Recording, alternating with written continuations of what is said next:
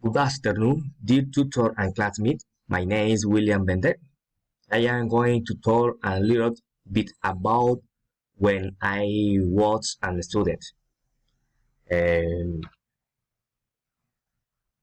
when I was in school, I used to be quite extrovert and I like to participate in various extracurricular activities.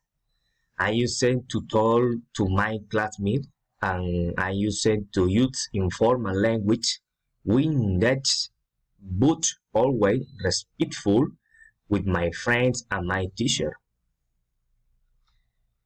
And as for my hobbies, I love playing soccer after school, playing in the park and reading comics.